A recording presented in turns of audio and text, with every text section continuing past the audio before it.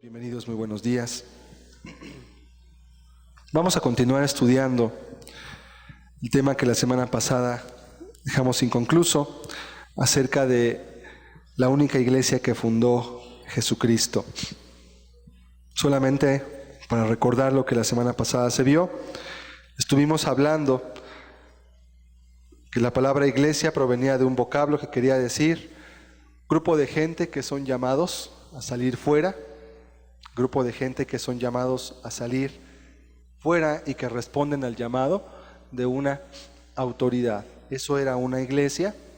Entendimos que la iglesia no era la construcción, la edificación, aunque la gente de manera cotidiana conoce y entiende lo que es la iglesia como eso, como la construcción, pero la iglesia es un grupo de personas. También vimos cómo Cristo funda la iglesia sobre su propia persona, sobre sus propias palabras. Hablamos acerca también de la falacia que significaba el pensar que la Iglesia Católica era la iglesia que fundó Jesucristo, cuando se fundó más de 300 años después de que Jesús vivió en esta tierra. También hablamos que no importaba el nombre de la iglesia, que lo importante eran sus funciones. Jesús no le puso un nombre a esa iglesia. También vimos que era una iglesia ofensiva, era una iglesia que conquistaba al mundo en el cual estaba, su sociedad, conquistaba personas, empezando conquistando por sí misma. Veíamos que estaba compuesta por gente cristiana, gente salva, que es el tema que hoy nos va a ocupar. Veíamos que tenía crecimiento espiritual y numérico, siendo el espiritual más importante que el numérico. Veíamos también que no importaba el lugar en donde estuviera, podía ser un local, podía ser un parque, podía ser una cárcel, cualquier lugar. Lo que importa es la gente, porque la gente es la iglesia. El local simplemente es el lugar en el cual las personas se reúnen. Y por último vimos que era defensora de la verdad del Evangelio.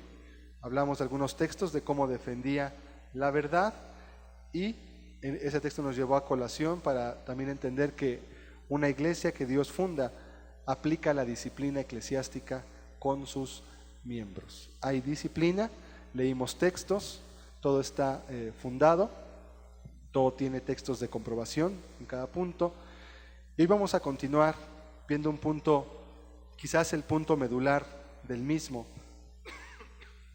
que es cómo es el carácter de las personas que son parte de esa iglesia. Cuando hablamos del carácter nos referimos al corazón. ¿Cuál es la esencia de la vida de una persona salva, de una persona que es cristiana según la Biblia? No nos interesa lo que piense alguien, nos interesa lo que Dios piense a través de la Biblia y lo que Él nos revela a través de la misma.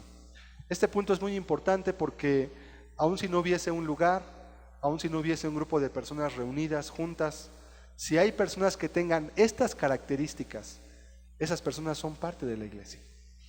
Aunque no tengan quizás un grupo, aunque no tengan quizás una comunidad grande, o quizás sea una familia y estén dispersas en un país comunista donde hay prohibición y no hay libertad de culto, no importa. Lo que importa es que tengan este carácter. Y para ello quiero referirme a Mateo capítulo 5, el cual quiero que leamos para ver cuál es el corazón de una persona cristiana. Mateo 5:3, dice la Escritura, esto lo dice Cristo, y Él habla de cómo es el corazón de una persona cristiana. ¿Cómo es su corazón? ¿Qué es lo que tiene adentro? ¿Qué es lo que impulsa a un cristiano a ser como la Biblia pide? ¿Qué es lo que impulsaba a Cristo a ser como Él era? ¿Y por qué también hoy muchas personas dicen que no puede vivirse el estándar que Cristo pide? Es porque no está el corazón, obviamente. Bienaventurados los pobres en espíritu, porque de ellos es el reino de los cielos. Bienaventurados los que lloran, porque ellos recibirán consolación. Bienaventurados los mansos, porque ellos recibirán la tierra por heredad. Bienaventurados los que tienen hambre y sed de justicia, porque ellos serán saciados. Bienaventurados los misericordiosos, porque ellos alcanzarán misericordia.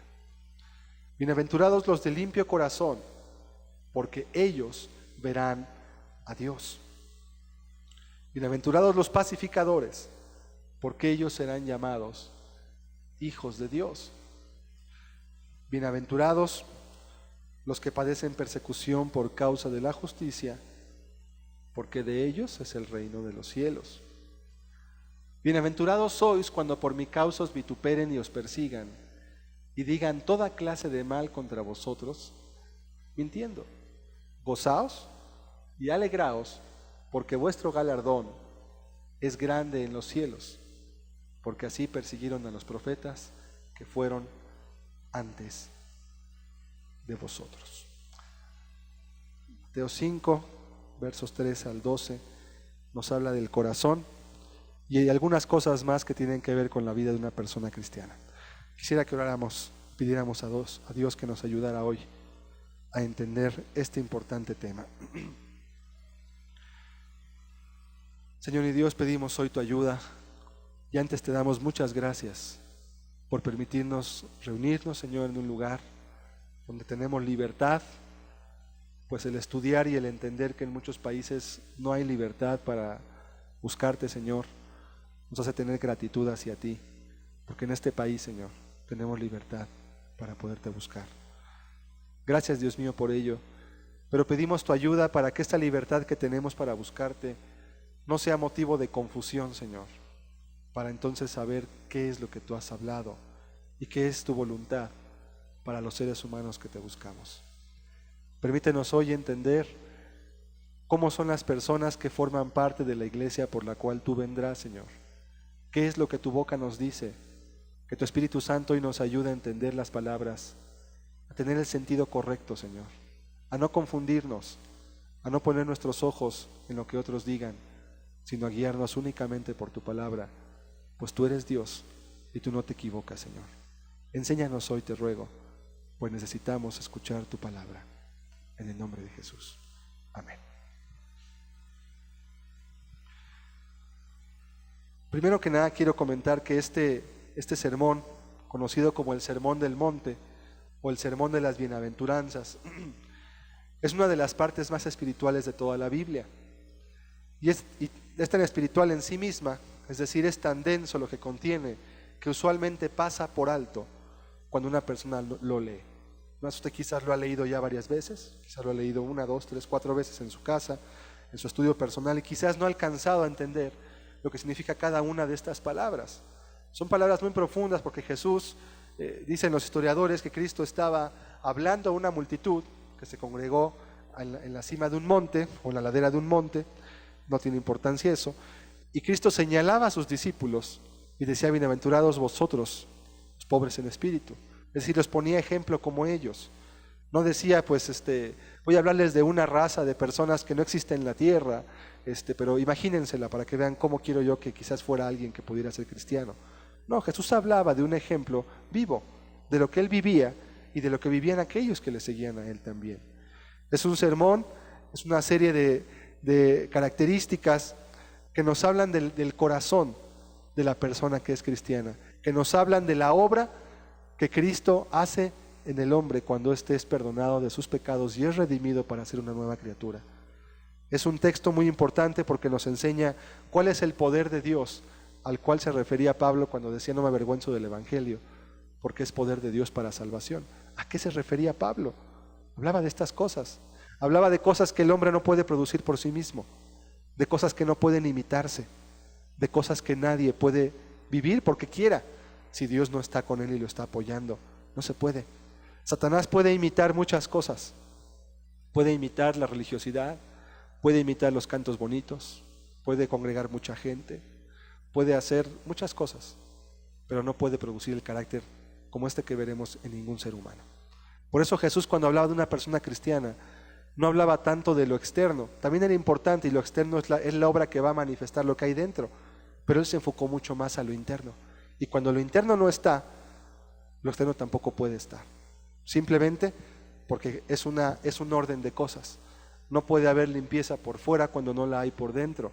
Jesús le dijo muchas veces eso a los fariseos y eran reprendidos constantemente por él, porque se esforzaban en guardar una religión externa, una religión que ante los hombres pareciera correcta, pero fallaban cuando tenían que vivir una vida cristiana.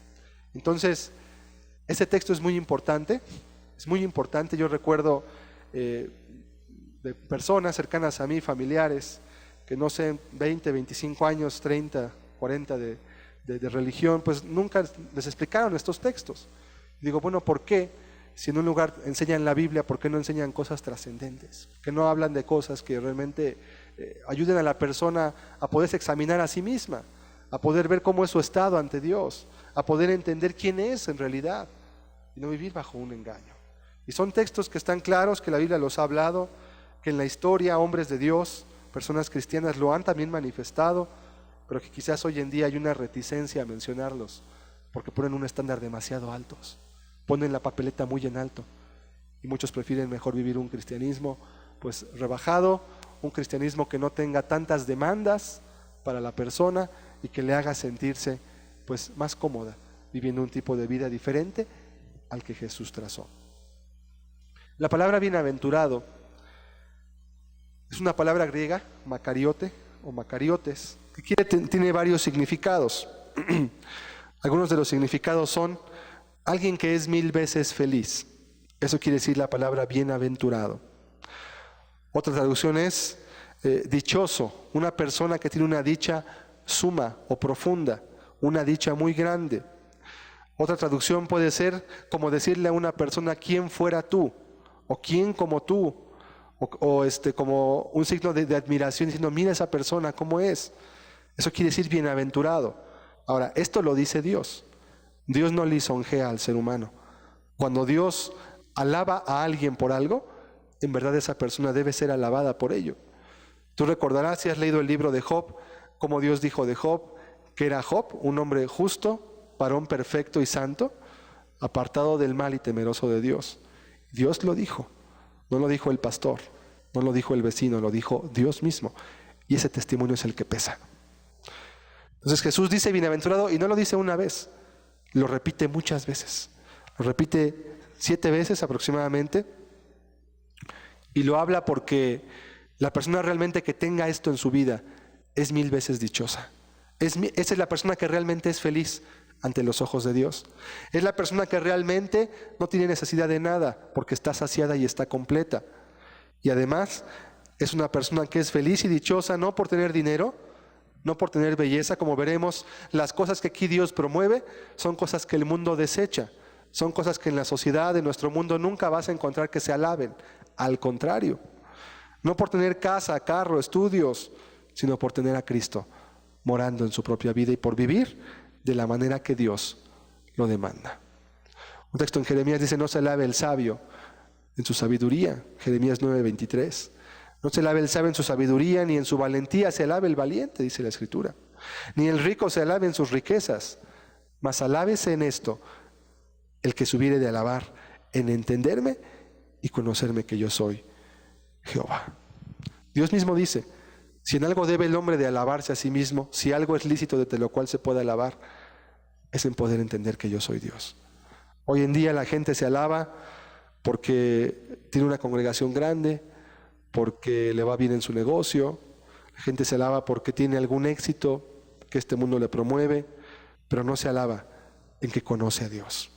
Al Dios de la Biblia me refiero, al Dios que escribió todas estas cosas. Entonces, Cristo nos empieza a decir, no ocupamos imaginarnos, no tenemos por qué cavilar a ver cuál es el carácter de una persona cristiana. Cristo mismo nos lo da. Él nos enseña qué es lo que Él hace en la vida del ser humano. Esta es la obra de Dios en el hombre y es un milagro el que Dios pueda hacer estas cosas en una persona. Vamos a ir viendo uno por uno. Primeramente el verso 3 dice, bienaventurados los pobres en espíritu. Pobres en espíritu. Vamos a leerlo. Bienaventurados los pobres en espíritu. Y te dice ¿por qué? Porque de ellos es el reino de los cielos. De ellos es, habla en tiempo presente, el reino de los cielos. ¿Qué es un pobre en espíritu? Bueno, es una persona que, como su nombre lo dice, es pobre en espíritu, no en dinero. O sea, no es una persona que carece de recursos económicos. Eso no es pobre en la Biblia. Habla de pobreza espiritual. Y es un concepto profundo. Quiere decir alguien que depende para todo de Dios. Una palabra que podía, expresando lo que es pobreza, sería algo así como un mendigo espiritual. El mendigo, si no le dan dinero, no come. Si no le ponen un pan, no come, porque por eso es mendigo. Otro concepto sería una persona incapacitada. Haz de cuenta como un cuadrapléjico. Un cuadrapléjico, si no le ponen la cuchara en la boca con la comida, no puede comer y se moriría de hambre. Si no lo llevan a hacer sus necesidades, él no puede hacerlas, porque está totalmente incapacitado. Bueno, un pobre en espíritu se refiere a eso. ¿Qué quiere decir? Es alguien que depende constantemente de Dios. Es alguien que ora, que tiene la palabra, que busca la palabra de Dios, que es humilde, ¿sí?, que depende de Cristo para todo lo que hace en su vida. Orar, la palabra de Dios, cosas que muchas veces hoy en día son muy descuidadas, que no se promueven, que no se buscan en los cristianos, en el cual las personas únicamente están viviendo un cristianismo de supervivencia, viviendo pues más o menos, viviendo ahí al filo de la navaja, entre que pecan y no pecan, o entre que ya están pecando y a veces viven sin pecar. No hay eso, hay una dependencia. Y hay un texto que Cristo habló, en el cual Él nos explica de manera gráfica, a través de una figura, qué es esa pobreza en espíritu y a qué se refiere. Vamos a leer Juan capítulo 15, versículo 1. En esta imagen Cristo nos deja muy en claro qué quería decir Él con pobre de espíritu. Yo soy la vid verdadera, está hablando Jesús, y mi Padre es el labrador. Todo pámpano que en mí no lleva fruto, lo quitará, y todo aquel que lleva fruto, lo limpiará para que lleve más fruto. Ya vosotros estáis limpios por la palabra que os he hablado. Permaneced en mí, y yo en vosotros. Como el pámpano no puede llevar fruto por sí mismo si no permanece en la vid, así tampoco vosotros si no permanecéis en mí. Yo soy la vid, vosotros los pámpanos. El que permanece en mí y yo en él, éste lleva mucho fruto, porque separados de mí, nada podéis hacer. Es una imagen muy hermosa porque utiliza cuestiones que todos podemos entender. Creo que todos sabemos y entendemos cómo funciona una planta. Tú sabes que los árboles, las plantas, utilizan una sustancia llamada savia, clorofila, ¿sí?, la cual circula a través de las venas del árbol por todas las hojas y sería algo similar a la sangre que tenemos nosotros. Bueno, él da una imagen muy sencilla. Dice, yo soy la vid. La vid es la rama, es el palo grueso, pues, del cual penden después los pámpanos, que son las famosas vides que se ven como un triangulito que cuelgan con las uvas. Bueno, dice, yo soy la vid. Yo soy el tronco que está pegado a la tierra, que está succionando el agua, los nutrientes del suelo. Y ustedes, dice, son los pámpanos. Ustedes son las ramitas que llevan los frutos. Entonces empieza a explicar, y mi Padre es el labrador. O sea, Dios es el que está promoviendo toda esa obra. Después dice, todo pámpano que en mí no lleva fruto, lo quitará. Sí, es una exhortación al mismo tiempo y también es una advertencia. Todo pámpano, toda rama, todo árbol, todo el que dice ser cristiano, pero no lleva fruto, dice, lo va a quitar. Y todo aquel que lleva fruto lo va a limpiar para que lleve más fruto después. Vamos a volver a poner el verso 4, que Cristo nos explica la imagen a la cual me refiero. Dice, permaneced en mí y yo en vosotros. Esto es un mandamiento. Pero después nos explica por qué, además de ser un mandamiento, es además una necesidad. Dice, como el pámpano no puede llevar fruto por sí mismo, si no permanece en la vid, así tampoco vosotros si no permanecéis en mí. ¿Qué está diciendo Cristo? Si tú cortas esa ramita de uvas cuando todavía están pequeñitas y están muy verdes, y la cortas de la vid, ya no va a circular por ahí la savia, la clorofila. ¿Y cuál va a ser el resultado? No va a dar frutos. Las uvas van a estar amargas. Entonces dice, si tú no permaneces en mí, tú no vas a poder llevar ningún fruto para Dios. Absolutamente. Luego dice, yo soy la vid, vosotros los pámpanos. El que permanece en mí y yo en él, este lleva mucho fruto, porque separados de mí nada podéis hacer. Otra imagen más, tomando esto mismo. Tú no puedes ver cómo circula la savia por los árboles. Tú no puedes ver. Tú puedes ver una hoja y tú lo que puedes ver, lo más que puedes ver son las pequeñas venitas que la hoja tiene. Pero tú no puedes ver la clorofila, que es blanca. No puedes ver cómo circula a través de la hoja. Y no puedes ver cómo fluye del árbol hacia el pámpano. Tú no puedes saberlo. Sin embargo, está fluyendo de manera constante, ¿sí? Y si deja de fluir, el pámpano se muere. ¿Qué quiere decir eso? También el cristiano tiene una vida de oración. Y aunque el mundo no puede ver esa vida de oración, aunque la gente no va a ver, porque Jesús mandó que cuando tú oras, dice, lo irás en secreto, para que tu Padre que ve en secreto te recompense en público. Aunque nadie ve esa obra, el cristiano como pámpano está siendo alimentado por Dios a través de la oración. Es una obra oculta, es una obra secreta. Y también es un misterio, ¿verdad? Cómo es que a través de la oración un cristiano puede tener un carácter y puede vivir de cierta manera y puede amar a su prójimo de manera que no es natural, sino que es con un amor distinto al que los hombres en común tienen, porque está pegado a la vid. Eso es pobreza de espíritu. Una persona que está siempre pegada. Y al estar pegada, depende de todo del tronco. No puede hacer nada por sí misma. Todo lo que el tronco le dé es lo que va a recibir, nada más. No otra cosa. El pámpano no puede despegarse e irse a pegar a otro tronco diferente cuando quiera, no puede. Está sujeto a la voluntad de la vid. Entonces es una imagen muy bonita. Y quiere decirnos una cosa simplemente. Cuando una persona es pobre de espíritu, depende de Cristo para todo. Y como depende para todo de Cristo, tiene una vida que es no normal, no común, porque depende de Dios, no depende de sí mismo. No depende de su conocimiento, no depende de su experiencia, no depende de que él ya sabe cómo hacerle, sino que Cristo es el que alimenta todo su corazón.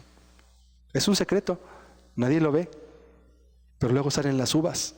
¿Te has preguntado cómo esa sustancia blanca que circula a través de los árboles, la has agarrado, quizás la has llegado a tocar? Es pegostiosa, es pegajosa. ¿Cómo es posible que esta sustancia blanca se transforme en una uva? Los científicos no saben cómo todavía. Sí, no saben. Te explican cómo sucede, pero no te pueden explicar por qué sucede así. Es un misterio. Son cosas que realmente son muy sencillas para nuestros ojos. Dios las hizo así. Pero la misma ciencia está absorta cuando intenta explicar cómo es que esas pequeñas sustancias se transforman en frutos deliciosos a nuestro paladar, dulces. No lo saben.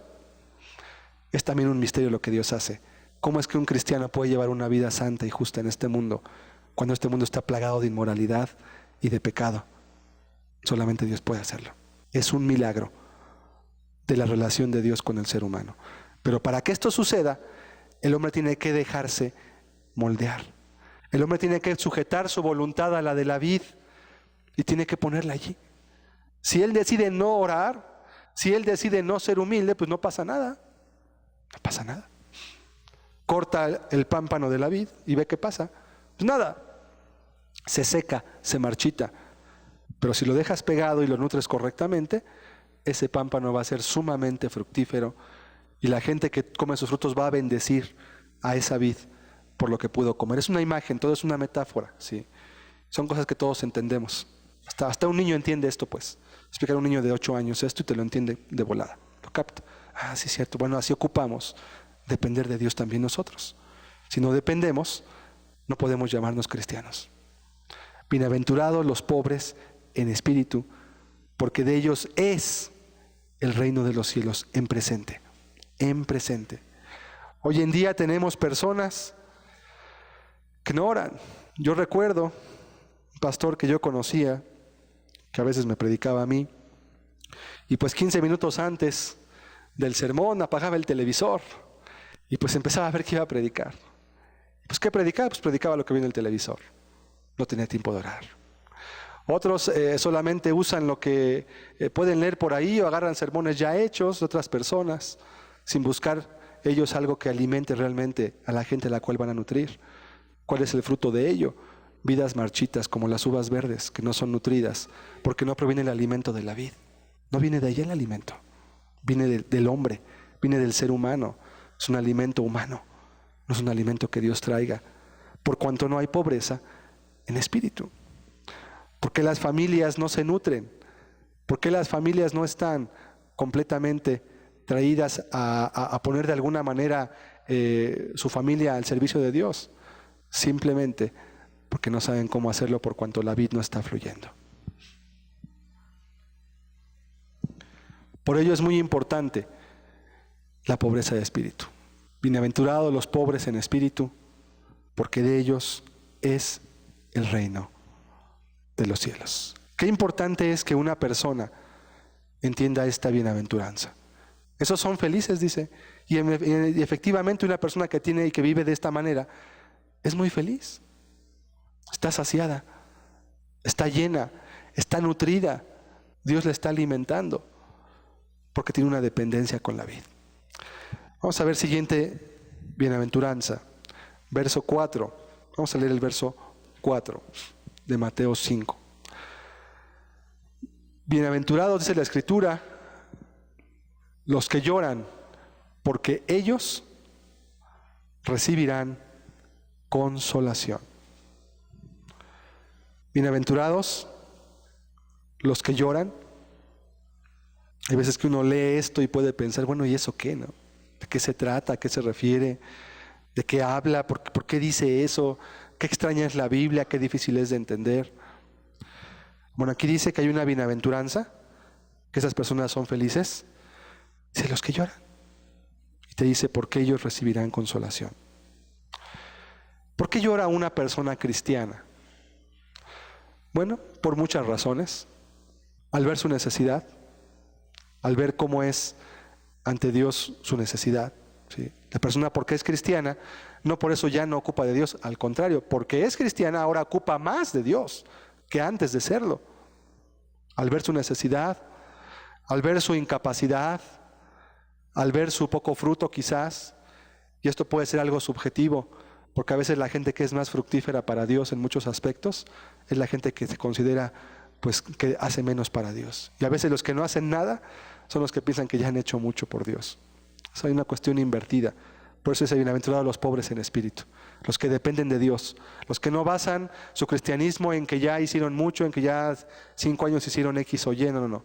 Ellos dependen de Dios y saben que lo que hagan, por más bien que lo hagan y por más grande que sea lo que hagan, al final de cuentas solo podrán decir, si bien les va, siervos inútiles somos, Señor. Porque lo que teníamos que hacer, hicimos, cumplimos con nuestra obligación primera que teníamos. También la persona que es cristiana llorará al ver la necesidad de las demás personas también. Al ver cómo la gente está necesitada, al reflejarse él mismo y ver que los demás o mucha gente que él conoce están como él estaba también antes, en las tinieblas, en el pecado, en su religiosidad, en su mundanalidad, en sus placeres, en su avaricia. Eso va a doler, va a quebrantar su corazón. ¿Por qué ama a esa gente? ¿Por qué ama a esa gente? Si él antes no amaba a esa gente, no le importaba. Porque la clorofila, sí, entiéndelo, de Dios está fluyendo a través de él. ¿Y a quién se va a parecer? A Dios. Y Dios ama a todos los seres humanos. Entonces Él también nos va a amar y le va a doler ver la destrucción de los seres humanos. Y va a llorar por eso. Jesús lloró muchas veces. El texto más corto de la Biblia es Jesús lloró. ¿Lo has leído alguna vez? Está en el Evangelio de Juan. Jesús lloró. Al ver las injusticias de esta sociedad, al ver la dureza de las personas, al ver el pecado del mundo, al tener completamente una vida distinta. La Biblia dice que Jesús se dolía por todas esas cosas y realmente sentía y entendía cuál era el dolor de Dios. ¿Por qué llora el cristiano? Porque parte de lo que siente Dios, él también lo siente. Porque es hijo de Dios. Y como es hijo de Dios, las cosas que a Dios le agradan, a él le agradan. Las que a él le duelen, a ellos también le duelen. Es decir, hay una comunión. Luego explicaremos que también es un concepto muy importante ese. Lloran. Eso también va en un concepto aquí importante en nuestra cultura, porque vivimos en una cultura que dice que los hombres no lloran. Bueno, pues es una cultura que está destruyendo a su sociedad. Jesús lloró. Y si hay un ejemplo de varonilidad en la Biblia, de un varón que cumplió en todas las áreas, ese es Cristo. Y Jesús era una persona quebrantada. Y tú lo puedes ver a través de la Biblia. ¿Cuánto va a llorar un cristiano? No dice la Biblia. ¿Cada cuándo? No lo dice. Simplemente dice que va a haber una vida constante de quebranto en su corazón. Y también nos lo muestra la Biblia. Vamos a ver un texto que está en Ezequiel, capítulo 9, verso 4. Dice la Escritura: y le dijo Jehová, pasa por en medio de la ciudad, por en medio de Jerusalén, y ponles una señal en la frente a los hombres que gimen y claman a causa de todas las abominaciones que se hacen en medio de ella. Ese texto también es importante porque es una figura de los últimos tiempos, ¿sí? Es una figura profética. Dios le está hablando aquí a un ángel que iba a pasar en primera instancia y tenía una función. Ese ángel tenía, como dice aquí el texto, que pasar por el medio de Jerusalén. Jerusalén es un tipo del pueblo de Dios, es una imagen de los que son cristianos. Ahí habita Dios en Jerusalén, sí, es una imagen. Pero dice, pero de ellos vas a poner una señal, algo evidente. ¿A quién les iban a poner una señal en la frente? Te dice quiénes: los que gimen y claman por las abominaciones que se hacen dentro del pueblo de Dios. Ponles una señal en la frente. ¿Y sabes qué pasó después de que vino ese ángel y puso una señal en la frente? Después vino un segundo ángel, que era un ángel destructor. Y Dios le dijo a ese segundo ángel, lo puedes leer ahí en el texto en la Biblia: pasa y tu ojo no perdones ni a chicos, ni a grandes, ni viejos, nada. Mata a todos los que no tengan una señal en la frente. Dios estaba haciendo juicio en su pueblo. ¿Quiénes tenían una señal? Los que gemían y clamaban por las injusticias que se hacían en Jerusalén. ¿Te suena familiar señal en la frente? La Biblia habla también de que Satanás va a poner una señal en la frente a todos los que sean suyos. Ahí está mucha gente preocupándose, ¿verdad? De que no les vayan a poner un 6, de que no les vayan a poner un chip en la mano derecha, de que no les vayan a poner una tarjeta de crédito con un 666 en sus números. Están bien preocupados, están afanados por eso. Pero no se preocupan de llenarse la mente de inmundicia con el televisor ahí 3 horas. Eso no se preocupan. Ahí tienen la señalota en la frente. La frente es una señal de la mente. Una mente inmunda, una mente sucia, una mente perversa. La mano, ¿qué habla? Las obras, la maldad, el pecado. Una señal en la frente y en la mano derecha, dice. No esperes que nadie le pongan 6 en la frente. No esperes que a la gente le tatúen 6 en la cabeza. No, las señales es lo que la gente vive y hace de manera cotidiana en su diario vivir. Así como Satanás sella a los suyos, también Cristo sella a los suyos. Y también les pone una señal. ¿Y cuál es esa señal? Es su vida. Es lo que hacen, es lo que viven, es la manera en cómo se desenvuelven en esta tierra. Es la manera en cómo reflejan el carácter de Cristo a todos aquellos que no le conocen. Bienaventurados los que lloran. ¿Y qué dice más la bienaventuranza?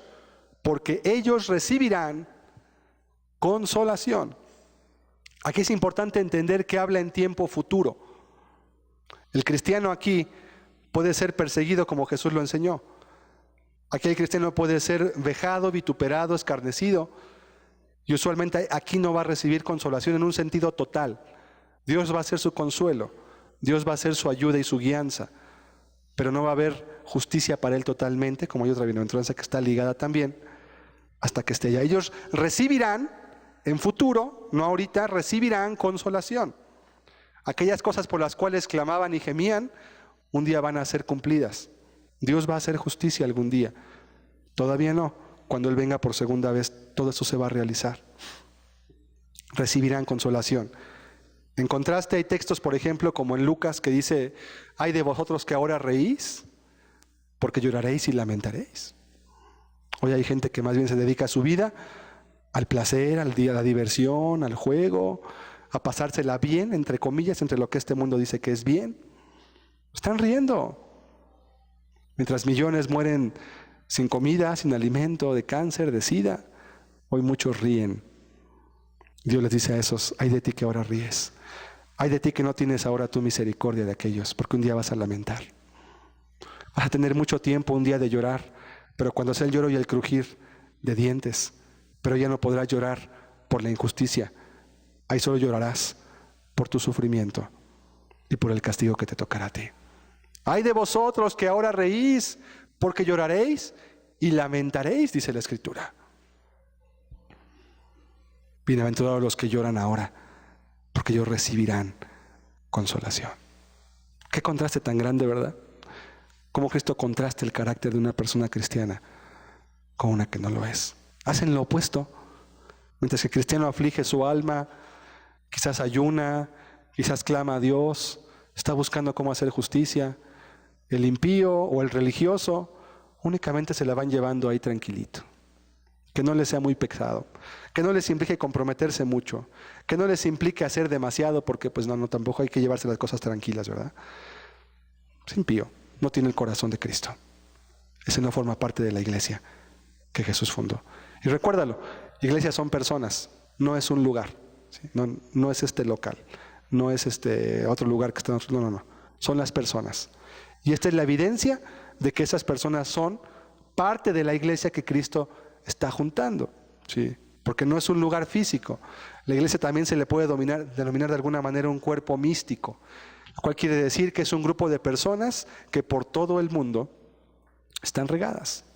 Unas aquí, otras allá, otras allá, otras allá. Y son todas parte de la misma iglesia. No que se congreguen en el mismo lugar, no que tengan una denominación. Ya vimos que Cristo no le dio denominaciones a su iglesia, Él dijo mi iglesia nada más. Punto. Aún el nombre cristiano, Cristo no lo puso. El nombre cristiano lo dieron los gentiles como un apodo a los que eran discípulos de Jesús, porque sus vidas eran muy parecidas a las de Cristo. Dijo, ustedes son cristianos. Qué honroso apodo, ¿verdad? Tú vives como Cristo, y les decían cristianos. Hoy en día, ¿no? Hoy muy pocos se conocían en la vida de Cristo podrían decir, ese es cristiano. No vería reflejado muchas veces el carácter de aquel del cual se está llamando. Siguiente bienaventuranza. Mateo 5, verso 5. Bienaventurados los mansos, porque ellos recibirán la tierra por heredad. Mansos. Es otra parte del carácter de una persona cristiana, una de las que quizás han sido más mal interpretadas y de las cuales más se ha abusado también por parte de los que son detractores de la palabra de Dios. ¿Qué significa mansos? La palabra manso es la palabra griega prautes, que significa literalmente fortitud o fortaleza de carácter. El significado es totalmente opuesto a lo que se piensa que es una persona mansa. Hoy en día se piensa que manso es un sinónimo de ser tonto, de ser dejado, de ser una persona que no dice nada, que permite que le hagan vejaciones. Y entonces, como es muy manso, o menso quizás quieran decir, ¿verdad? En nuestro lenguaje cotidiano, entonces no hace nada. Es que es muy mansito, es que es muy mansito el niño, es que es muy mansito esta persona. Bueno, eso no es la mansedumbre. Quiere decir alguien que tiene un carácter templado, fuerte. Un sinónimo también es dominio propio, la mansedumbre. Por ejemplo, usted quizás se acuerde de un varón llamado Moisés en la Biblia. La Biblia dice que Moisés era un hombre que tenía un carácter que era el más manso de toda la tierra, dice. Si usted nada más lee el texto y lo contextualiza a lo que México dice que es manso, usted podría pensar que entonces era una persona que era muy tranquila, que era muy apacible, pues que era muy, muy bonachón quizás, y ya todo lo contrario. ¿Se acuerda usted cuando Moisés bajó del monte Sinaí y estaba el pueblo adorando un becerro? ¿Qué dijo Moisés?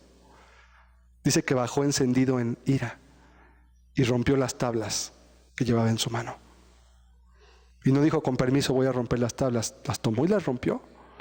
Y además después agarró ese becerro que era de oro, lo molió, lo quemó y lo molió, lo hizo polvo, lo echó a una fuente de agua y luego los obligó a tomárselos a todo el pueblo. Y no bébanse su mismo pecado. ¿Era manso Moisés? Dios dice que era el hombre más manso que había en toda la tierra. ¿Pero cómo? Pero si tenía un carácter muy fuerte. Exactamente.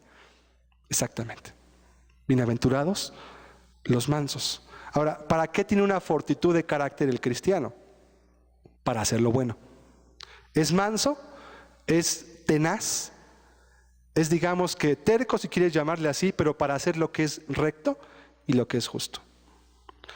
Por ejemplo, la persona será o tendrá mansedumbre para permanecer en el camino de Cristo. A pesar de que muchas cosas lo quieran apartar, a pesar de que personas de alguna manera quizás lleguen a abusar de él porque es cristiano, él no se va a apartar de Dios por eso, porque su carácter es manso. Como veremos más adelante, Hebreos 10:38 dice: nosotros no somos de los que se pierden, sino de los que tienen fe para preservación del alma. Y la fe está ligada a la mansedumbre. Lo veremos más adelante, es muy interesante. Manso, una persona que tiene un carácter fuerte para lo bueno. ¿Sería Jesucristo una persona mansa? Claro, Él estaba exaltando las virtudes que Él mismo estaba viviendo y las que en otros también estaban reflejándose. ¿Cómo podríamos interpretar la mansedumbre de Cristo cuando Él sacó a los mercaderes del templo con un azote de cuerdas? No era manso, dirían algunos. Pues eso no es mansedumbre. Sí, eso es mansedumbre. Hay un texto que dice en el Salmo 78: la ira del hombre te alabará, tú reprimirás el resto de las iras. Son textos quizás cuestionables, pero Moisés era una persona que era de un carácter durísimo. ¿Por qué más era manso Moisés? Porque a pesar de que tenía un pueblo que era obstinado, terco, idólatra, que era un pueblo que murmuraba constantemente de él y de Dios, Moisés se mantuvo en su puesto durante 40 años, soportando a esa generación que Jesús le llamó generación de pueblo loco, ignorante, le dijo ahí Dios en el Deuteronomio 32. No era fácil, pero Moisés se mantuvo sirviendo a Dios y a su pueblo. Sí, porque era un hombre manso. Sin embargo, hoy en día te dicen: bueno, como tú eres cristiano y tú eres muy manso, entonces yo te voy a echar la basura enfrente de tu casa y tú no puedes regresármela porque tú eres cristiano. Además, te voy a pedir dinero prestado y no te lo voy a pagar, porque la Biblia dice que al que te pida, dale. Entonces yo te voy a pedir dinero y tú me tienes que dar si quieres ser cristiano, y además no te voy a regresar nada de lo que te pida. Y además me voy a ir a burlar enfrente de tu cara y tú no puedes decirme nada, porque tú debes de amarme como a ti mismo, aunque yo te haga lo que te haga. Es lo que piensan los impíos. Los impíos se vuelven muy bíblicos cuando van a sacar ventaja de las Escrituras para su propio provecho. Sí, entonces ahí sí la Biblia sí les gusta, porque es para poner cargas a otros, para ellos poder hacer sus maldades, ¿no? ¿Qué quiere decir? Entonces, si una persona te echa basura, ya no puedo yo echársela porque soy cristiano. Entonces, si alguien me da una bofetada, como dijo Cristo, tengo que poner la otra para que me den. ¿Tú has visto en la Biblia que alguien haya hecho eso? Que pusiera la mejilla para que le dieran una segunda bofetada. Hay dos casos en la Biblia de hombres a los cuales fueron abofeteados. Uno fue Jesús. Cuando estaba en un juicio, un hombre fue, por mandato del que lo estaba juzgando ahí, no me acuerdo su cargo, del miembro del Sanedrín, y le dio una bofetada a Cristo. Y Cristo le dijo: si testifiqué mal, dime en qué testifiqué mal, y si no, ¿por qué me golpeas?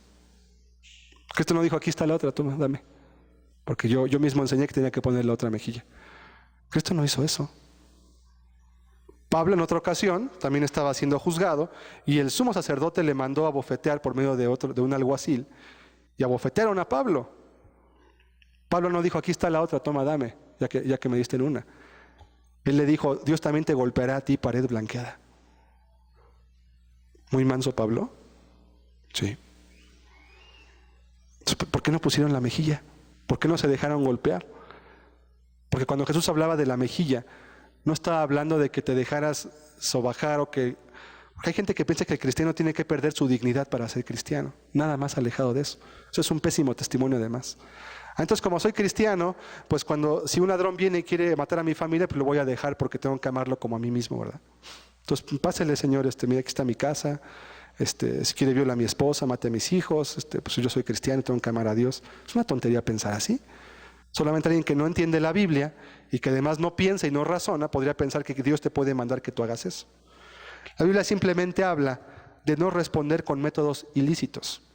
Si a Jesús lo abofetearon, él no regresó la bofetada porque él tenía poder de hacerlo. No le preguntó, ¿por qué me haces eso? En todo caso, él podía recurrir a una instancia civil o jurídica para poder exigir que se hiciera justicia. Pablo en una ocasión iba a ser llevado a Jerusalén para ser juzgado allá por sus detractores. Nada más que los fariseos aborrecían a Pablo y dijeron, nos vamos a juramentar a no comer ni beber hasta que no matemos a Pablo.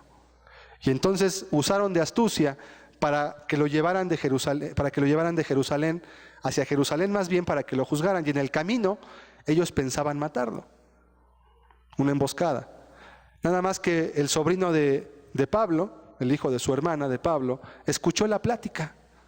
Escuchó, estaba por ahí, fortuitamente, Dios lo permitió. Y entonces él fue a darle aviso a Pablo a la cárcel. Dijo, ¿sabes qué? Los fariseos te quieren matar. Y Pablo no dijo, bueno, hágase la voluntad del Señor, me voy a morir aquí.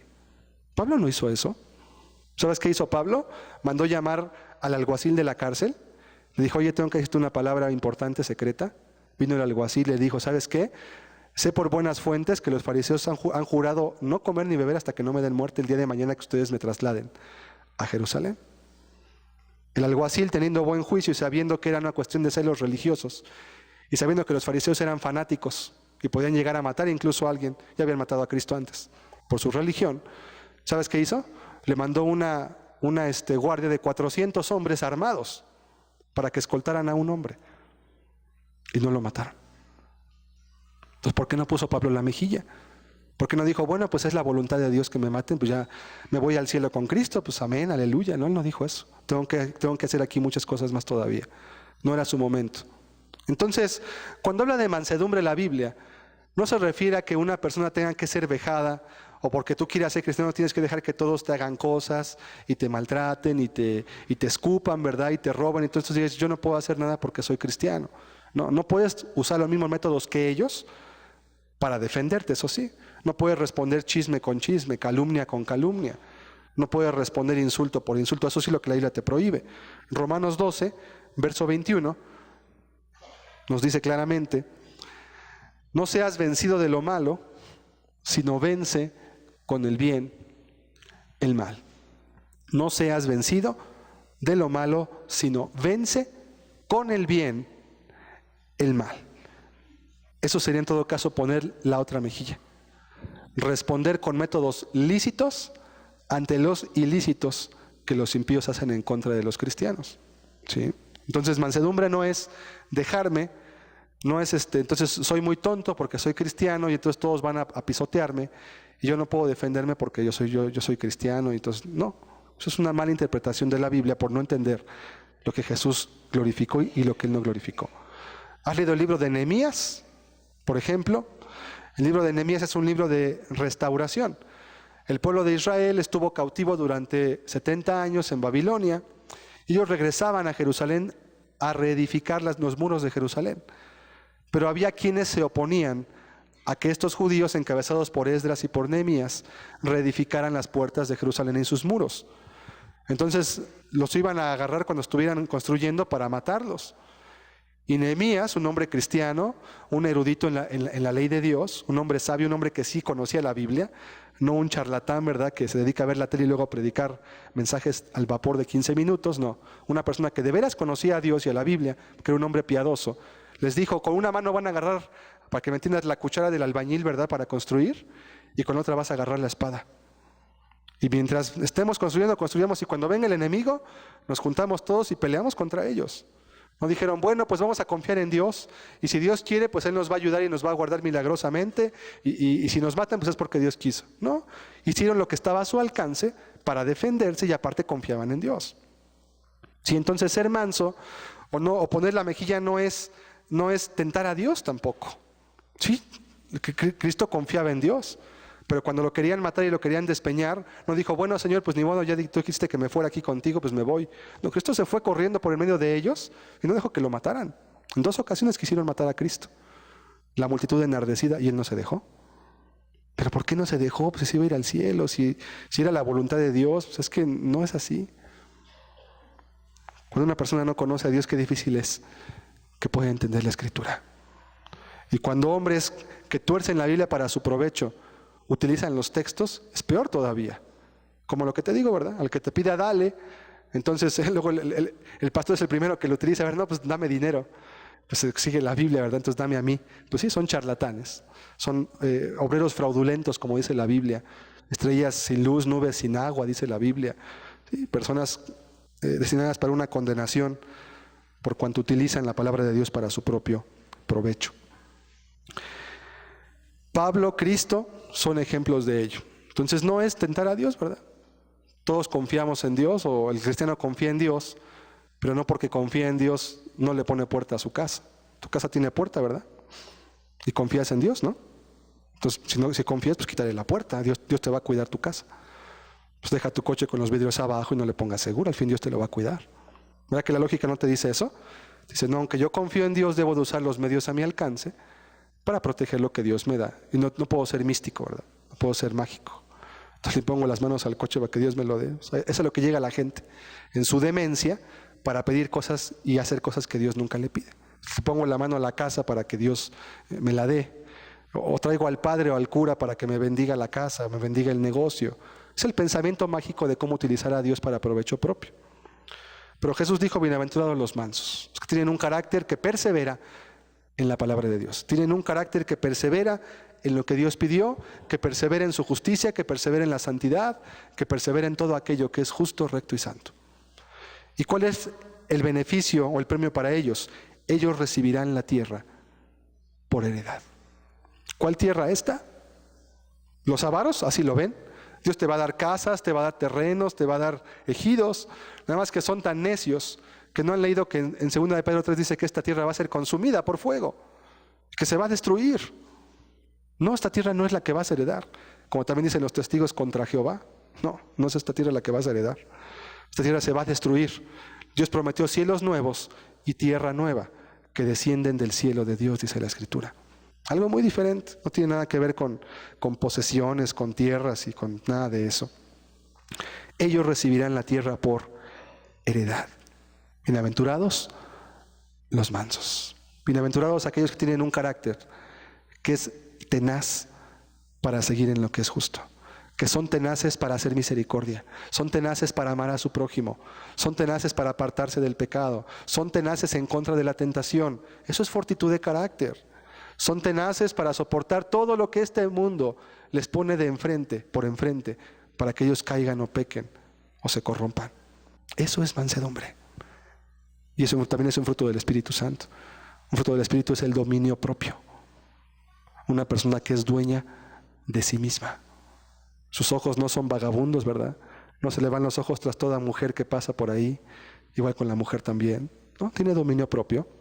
No tiene un carácter que está regido por sus pasiones y deseos, sino un carácter regido por lo que Dios le manda a través de la Biblia. Siguiente bienaventuranza, Mateo 5, verso 6. Bienaventurados los que tienen hambre y sed de justicia. Hambre y sed de justicia. ¿Qué es hambre y sed de justicia? Primero vamos a entender qué es el hambre y qué es la sed. El hambre y la sed son los deseos más fuertes que existen en todo ser humano. Se sobreponen a los deseos sexuales, a los deseos de comodidad, de placer, a cualquier dolor. El hambre y la sed sobrepasan todos los deseos y sensaciones humanas que el hombre sea capaz de experimentar. Tú puedes vivir sin coche, sin casa, puedes vivir sin muchas cosas, pero no puedes vivir sin agua. No puedes, aunque quieras.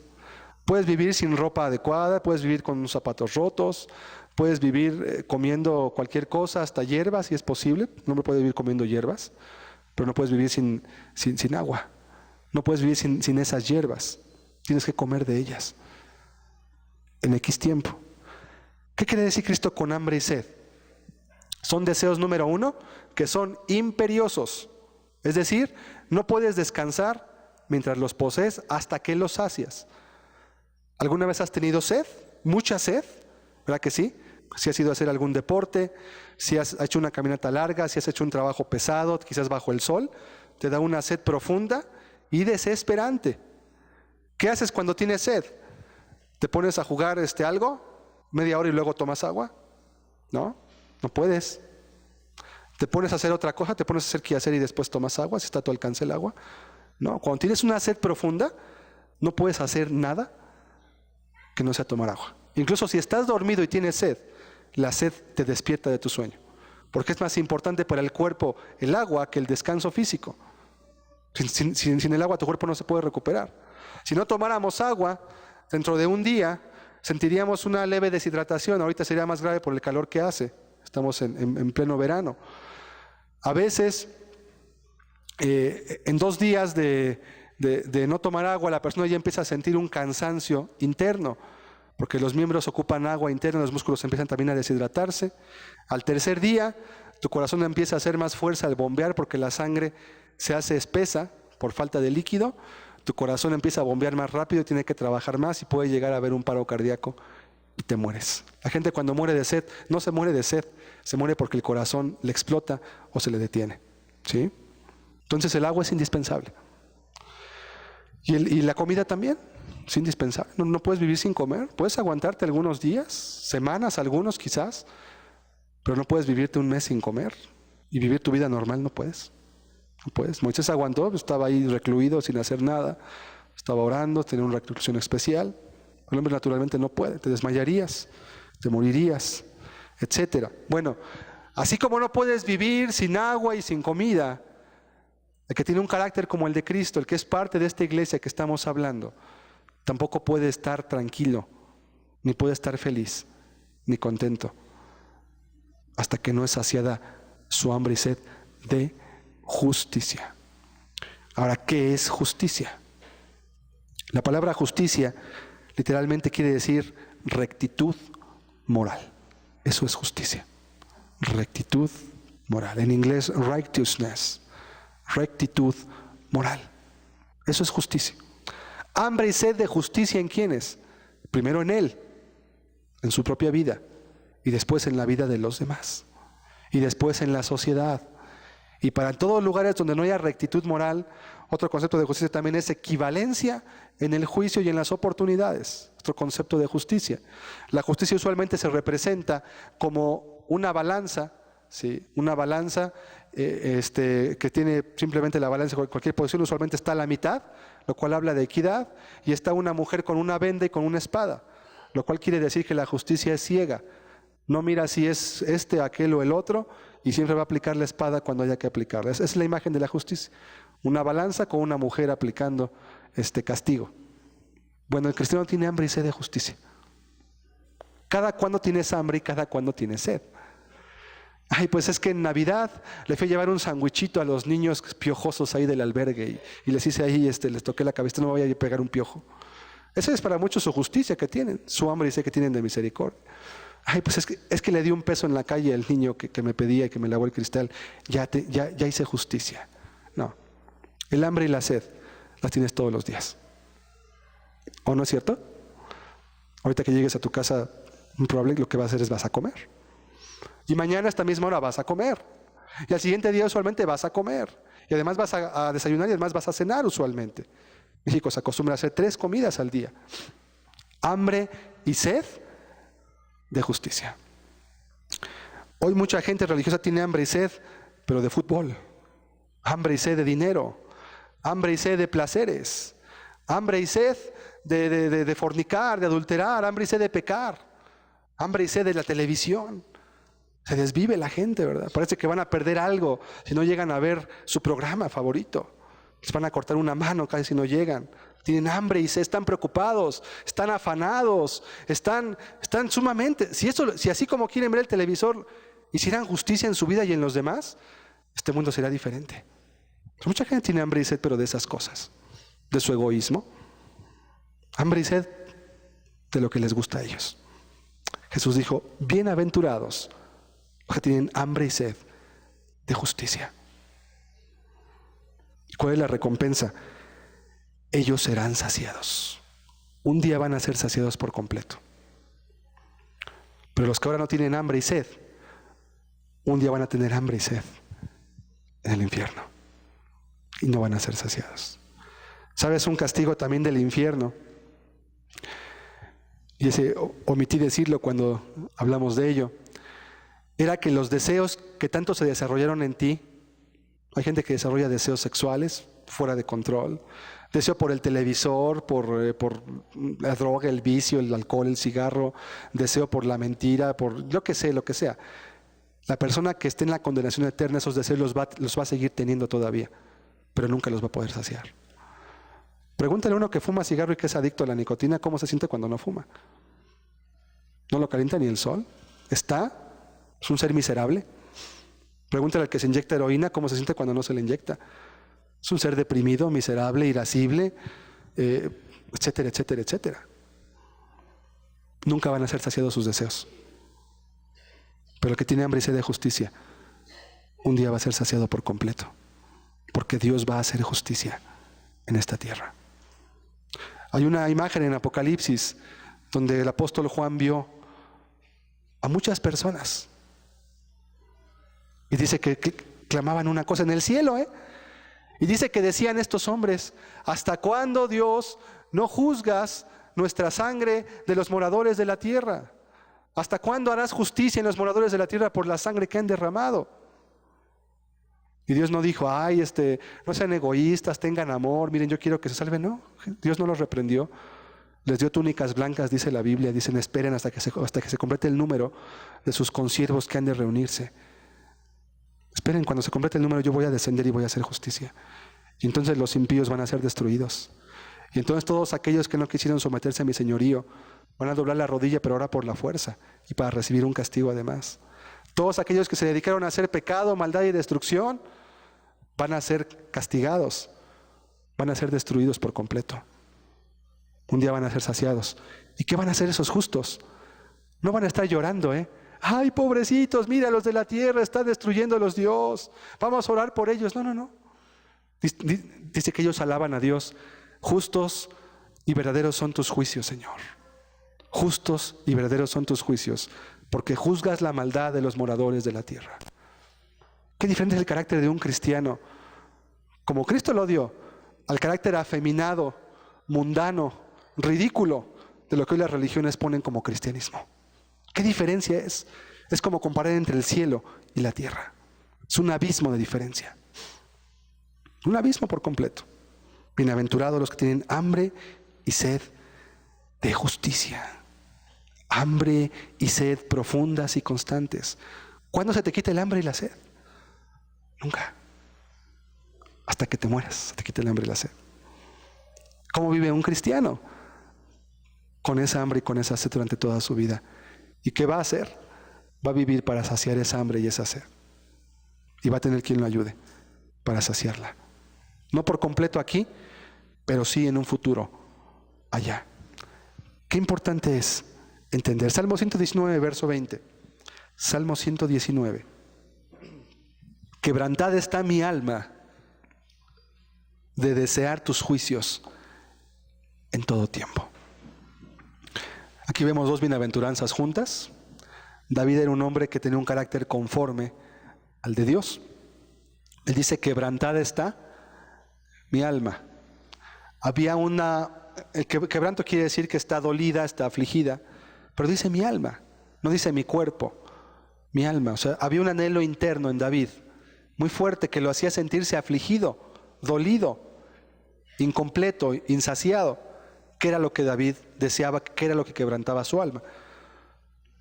Desear los juicios de Dios en todo tiempo. ¿Sabes qué significa esto? Tiene dos interpretaciones que son correctas. Una es que David deseaba entender los juicios de Dios en la Biblia, o sea, entender lo que Dios habla para ver cómo Él ser justo. Al ser Él un rey, era una persona que tenía que aplicar constantemente juicio. Tenía que juzgar cuestiones legales, cuestiones de muchos tipos. Él quería saber los juicios de Dios para saber cómo juzgar correctamente. Esa es una aplicación y es correcta, es una traducción correcta de juicio. Pero otra traducción correcta también es que David anhelaba ver que Dios hiciera justicia en los impíos. Hay un carácter de dualidad en el cristiano en el sentido de que a la vez anhela que Dios haga justicia, pero también anhela que el impío sea salvo. Por eso, aunque haya indignación por el pecado del inconverso, el cristiano clama a Dios por él, para que sea salvo. Y por eso le predica. Y por eso le da buen testimonio. Y por eso lo ama y por eso lo sirve. Porque quiere que se convierta. Pero eso no quiere decir que él esté de acuerdo con sus pecados o que participe con ellos tampoco, ¿no? Porque él tiene hambre y sed de justicia. Y le advierte, si tú no te apartas de tu pecado, Dios te va a juzgar. Y si tú no dejas de vivir de esta manera, Dios te va a mandar al infierno. Ay, pero pues es que tú no tienes amor, es que ¿por qué me hablas tan fuerte? Es que mira que esto lastima a la gente. Es preferible que la gente se lastime hoy por entender una verdad, a que por la eternidad un día se pierda porque nadie le quiso lastimar hoy. Te vuelvo al ejemplo del cáncer y del tumor. Pobre mujer, no le digas que tiene cáncer, déjala así que se muera. Deja a ese hombre con su leucemia, deja a ese hombre ahí, hombre, con su sida. No le digas, pobrecito, imagínate lo que va a sentir cuando sepa. Déjalo. ¿Sería eso amor? No es amor, no. Opérenme, ayúdenme, cuídenme, hagan algo. Sí, hagan algo. Por naturaleza el ser humano busca cuidar su propia vida. Es natural. Nadie pensaría que eso es falta de amor. Es que tengo una bala incrustada en el cuerpo. No le abras porque le va a doler cuando le abras para sacarle la bala. Mejor déjasela adentro, que se le infecte. Eso no es amor. A veces amar implica provocar heridas para sanar. Hay un texto que dice, fieles son las heridas en un proverbio del que ama. Fieles son las heridas del que ama. Lo que implica que el amor a veces implica dolor. ¿En qué sentido? Es un dolor para romper lo que está destruyendo la vida de la persona y para traer en su lugar algo que la edifique y que la haga progresar. Ese es el significado del texto y tiene múltiples aplicaciones de acuerdo a la persona.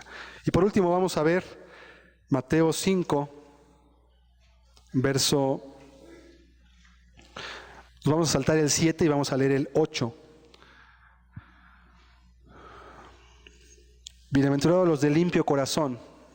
Y me lo salto porque este va ligado a lo que estoy comentando, porque ellos verán a Dios. Bienaventurados los de limpio corazón. ¿Por qué desea el cristiano ver los juicios de Dios? ¿Porque le gusta ver destruidas a las personas? No, para nada. Él no quiere. Su gozo más grande sería que la gente se convirtiera, que volviera a Cristo, que dejara su pecado, que amara a su familia, que se restaurara todo. Es lo que más anhela el cristiano. Por eso ora, por eso clama, por eso gime a Dios. No, su corazón es limpio. Él no tiene nada contra nadie. Y si aún alguien le ofendió, él la ha perdonado, etc. Tiene un corazón limpio. Quiere decir que tiene una intención correcta. Cuando la Biblia habla de corazón y habla de limpio, quiere decir el corazón, la esencia de lo que hace que una vida viva o exista. Así como tu corazón es la esencia biológica de tu cuerpo, sin tu corazón tu cuerpo no puede existir, porque tu corazón se encarga de irrigar sangre por todo tu organismo. Y si el corazón no funciona, tu cuerpo no funciona. Bueno, el corazón es la esencia de la vida. ¿A qué se refiere con un limpio corazón?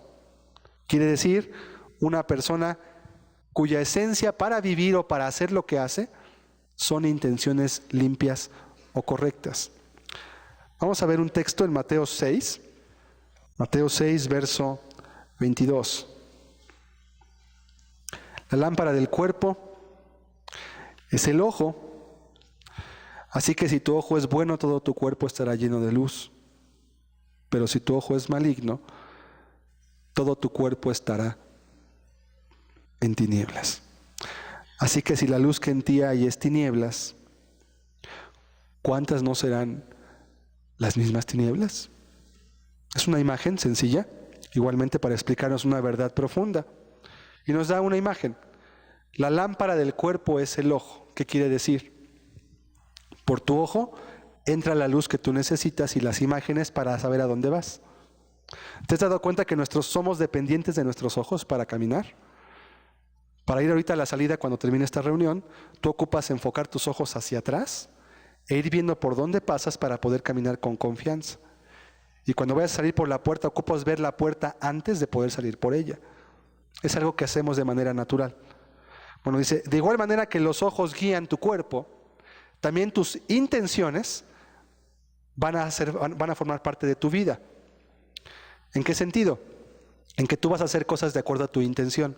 Aquí viene la explicación. Verso 22. Así que si tu ojo es bueno, o sea, si tu intención es limpia, si tu intención es correcta, todo tu cuerpo estará lleno de luz. Todo lo que hagas en tu vida va a ser correcto y agradable a Dios, porque tu corazón es limpio. Ahorita voy a explicarlo. Pero si tu ojo es maligno, si tu intención es impura, es sucia o es doble también, todo tu cuerpo estará en tinieblas. ¿Qué quiere decir Cristo con eso? Si tus intenciones para buscar a Dios y servirlo son correctas, Dios va a bendecir tu vida y usualmente no te vas a equivocar. Pero si tu intención es incorrecta y buscas a Dios por egoísmo, porque quieres sacar un provecho de Dios nada más, tu intención no es correcta, tienes otras metas aparte de servir a Dios, que van combinadas con, entonces vas a vivir en tinieblas.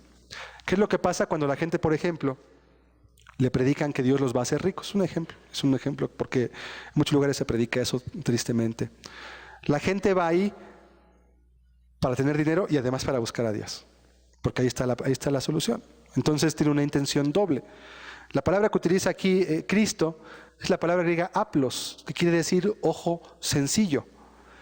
Y otra palabra que significa ojo doble. Cuando habla de la mala intención quiere decir un ojo doble, no recuerdo cuál es la palabra. Quiere decir, tus ojos no pueden enfocarse en dos cosas a la vez. Y si pudieras hacerlo, eso no es natural. Eso es una perversidad. ¿Te das cuenta que tus dos ojos tienen que ver una sola cosa al mismo tiempo? No puedes ver una cosa con un ojo y otra cosa con otro. No puedes. Puedes ver con el rabillo del ojo, puedes ver a tu alrededor, pero solo puedes fijar una cosa. El corazón limpio es aquel que está fijado en Dios únicamente, como su intención y motivo para vivir y para hacer todo lo que hace. El que tiene otra cosa diferente a Dios que está aquí abajo en la tierra, cualquier cosa que esté abajo en la tierra, o una intención doble mezclada, no tiene un corazón limpio. Mucha gente sirve a Dios o busca a Dios por interés. Yo te preguntaría, ¿por qué buscas tú a Dios? ¿Por qué vienes aquí? Hay gente que lo hace por inercia, porque está acostumbrada a cada domingo reunirse. Esa es toda su motivación.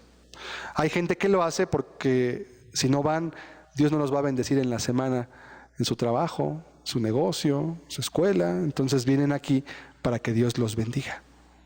Es su primera instancia. No es buscar a Dios, es usar a Dios como un medio para yo ser bendecido por Él. Bienaventurados los de limpio corazón. ¿Por qué haces lo que haces? ¿Por qué le diste un peso al niño de la calle, por ejemplo? Muchos lo hacen por tranquilizar su conciencia. Dicen, yo tengo tanto dinero, o no tengo mucho, pero ¿cómo malgasto mi dinero? Me siento mal de que este niño no tenga ni para comer. Quizás, que a veces muchos son drogadictos, no es recomendable a veces hacer eso. ¿Quieres ayudarlo? Mejor ayúdalo de manera seria. La gente lo hace por quitarse un peso de conciencia. No porque ame al niño y mucho menos porque ame a Dios. Dios ni pasa por su cabeza. O a veces sí pasa por su cabeza a Dios. Si yo doy, dice la Biblia que si yo doy al pobre que Él me va a dar 100 veces más. Entonces mejor le voy a dar 5 pesos. Este es un buen negocio. Así piensan muchos. ¿Sí? Bienaventurados los de limpio corazón. Si tu ojo es malo, es maligno. Si tu intención es impura, es sucia, toda tu vida va a estar en tinieblas. Te vas a equivocar en todo. En todo vas a equivocarte. En todo vas a errar. En todo te vas a equivocar. Porque tu intención no es Cristo. Tu intención es Cristo más algo. ¿No es? ¿Cuál es la recompensa? Ellos verán a Dios. La idea aquí es doble. Tanto ahora ven a Dios. ¿En qué sentido? Lo ven obrar en sus obras, cuando ellos oran y piden y ven cómo Dios contesta y hace milagros, maravillas, cuando ve cómo restaura familias, cuando ve cómo restaura vidas. Están viendo a Dios. Pero un día también lo van a ver en la eternidad y lo van a poder ver de frente, con anhelo. Otros van a estar cabizbajos, solo esperando, no pudiendo alzar el rostro de la vergüenza, solo esperando el juicio, solo esperando las palabras que ya están aquí escritas en la Biblia, que Dios dirá con su propia boca. Ellos verán a Dios. Una piedad interna. Salmo 24:4. Jehová, ¿quién entrará en tu santuario?, preguntaba David. Eran parte de sus pensamientos, ¿verdad? Hoy en día la gente no se pregunta, los religiosos no se preguntan quién entrará a tu santuario. La gente se pregunta quién ganó en el fútbol, qué número salió la lotería, cómo salió el Pro Gol. Es lo que la gente se pregunta hoy. David, que era un hombre cristiano, le preguntaba: Señor, ¿quién entrará en tu santuario, Señor? ¿Quién podrá llegar un día delante de tu presencia? El limpio de manos y puro de corazón. El que no ha elevado su alma a cosas vanas, ni jurado con engaño. El limpio de manos y puro de corazón. No son dos cosas, es una misma cláusula, limpio de manos y puro de corazón. No puede haber manos limpias si no hay corazón limpio. No hay, ahí lo acabamos de leer. Si tu ojo es malo, todo tu cuerpo está sucio. Todo, sin excepción. Limpio de manos y puro de corazón. Y como número 2 da un texto muy hermoso: el que no ha elevado su alma a cosas vanas. No dice el que ha elevado su vida, su alma, sus pensamientos, lo que anhela. Ni su alma se ha elevado a cosas vanas. ¿Qué quiere hacer en esta vida? Servir a Cristo. Es toda su meta. De una forma, de otra, con lo que Dios le dé, con lo que Dios no le dé, eso no le importa. Él ama a Dios. Y como lo ama, su anhelo es servirlo. Y su alma no está ligada a cosas vanas. No ha elevado su alma a cosas vanas. Sino que su vida hay una pureza, una limpieza en lo que está haciendo. Bienaventurados los de limpio corazón. Un ojo sencillo, un ojo que solamente ve a Cristo, un ojo que solamente hace lo que Dios quiere que él haga y conforme a su voluntad a la de Dios.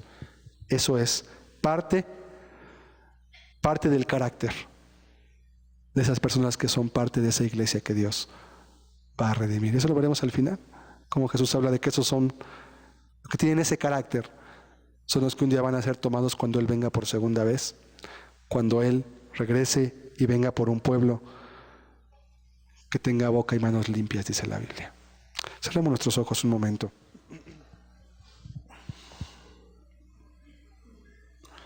Es muy importante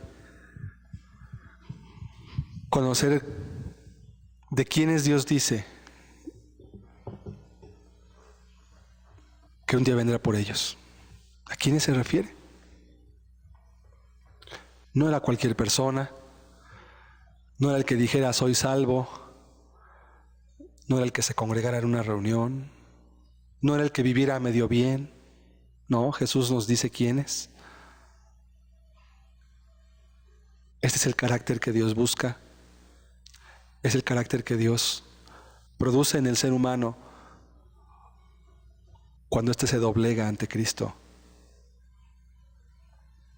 y lo toma como su Señor.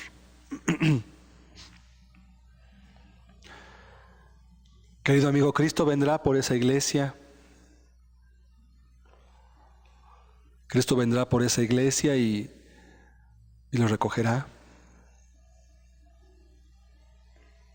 Por eso te repito que no está en un lugar, no tiene un nombre. Son personas que han hecho un pacto con Dios,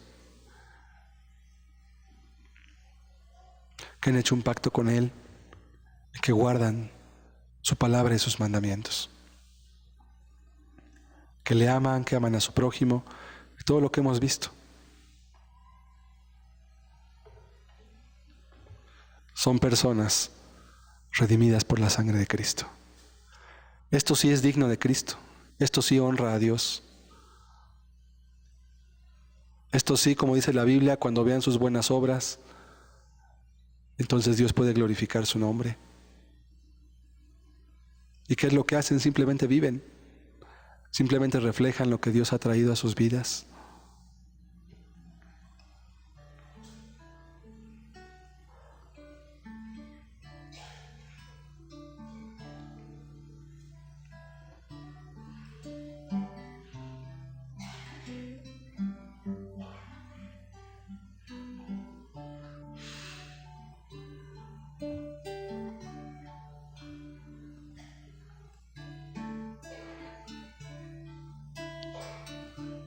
¿Quién entrará en tu santuario, Señor?, preguntaba David. Qué preocupaciones tenía David, ¿verdad? Estaba preocupado por él mismo, ¿eh? No creas que estaba preocupado mucho por otro, estaba preocupado por él.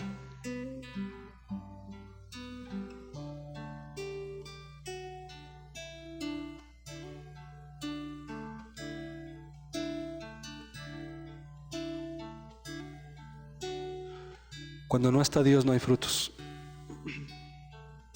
Cuando Dios no está, estas cosas brillan por su ausencia. No existen. Pareciera que cuando alguien, o cuando la Biblia muestra el carácter de un cristiano,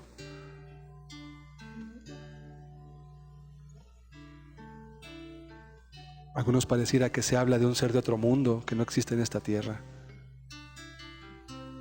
Pero sabes, esto es lo que los primeros cristianos vivían. No tenían libros de teología para interpretar la Biblia. El Espíritu Santo era su intérprete. Y sus vidas eran el ejemplo a seguir. Cristo estaba cerca de ellos.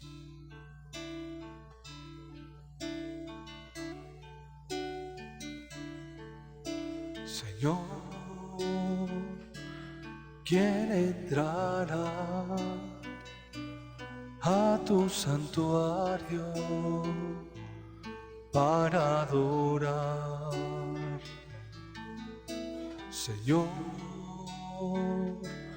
¿quién entrará a tu santuario para adorar? El de manos limpias y un corazón puro y sin vanidades, que sepa amar.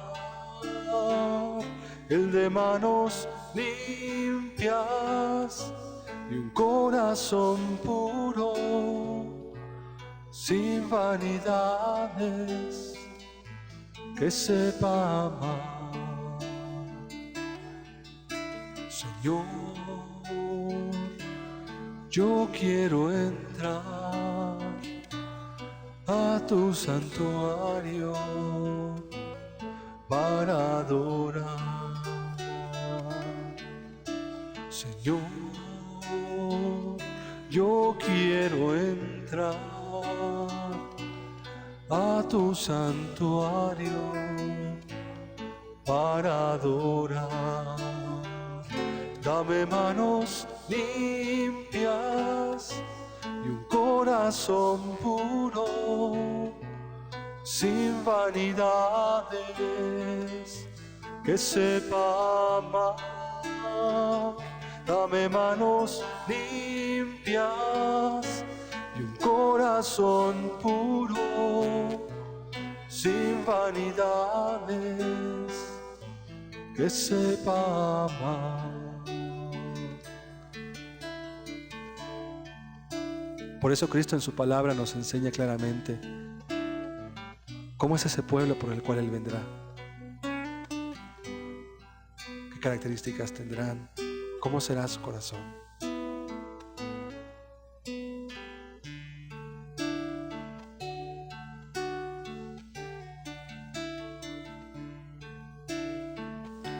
Cambia mi corazón,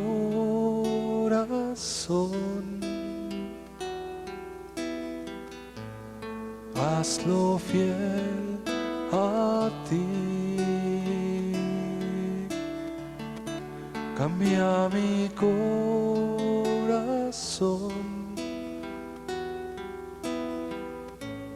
quiero estar en ti. Cambia mi corazón,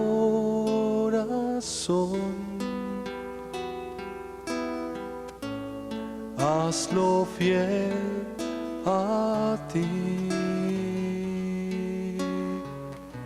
Cambia mi corazón,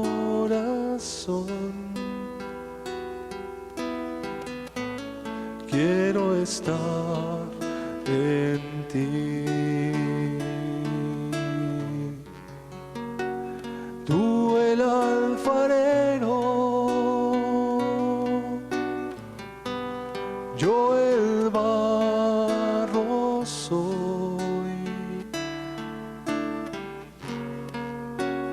Cambia mi vida, te lo pido.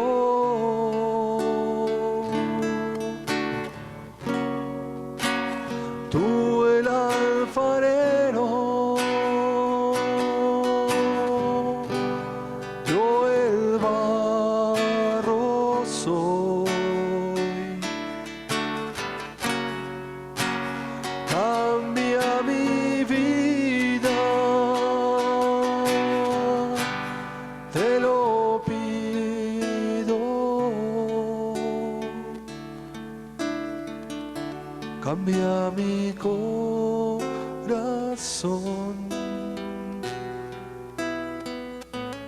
hazlo fiel a ti. Cambia mi corazón,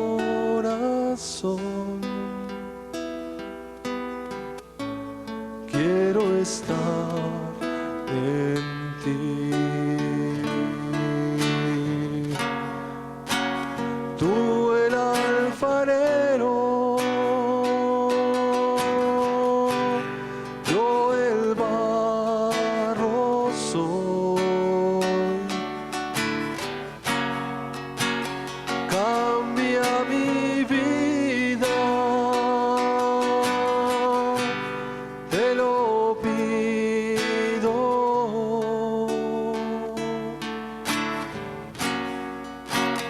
Tú el alfarero, yo el barro soy. Cambia mi vida, te lo pido.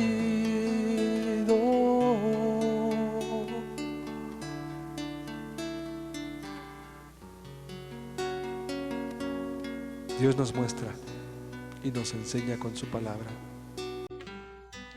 las cosas que debemos buscar en nuestras vidas y que debemos procurar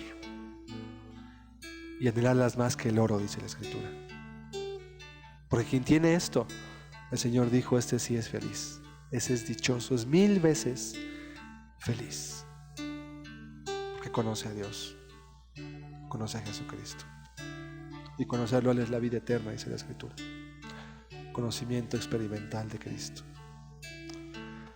Gracias, Señor Jesucristo. Tu palabra nos llena y nos enseña la obra que tú haces y produces en la vida del ser humano.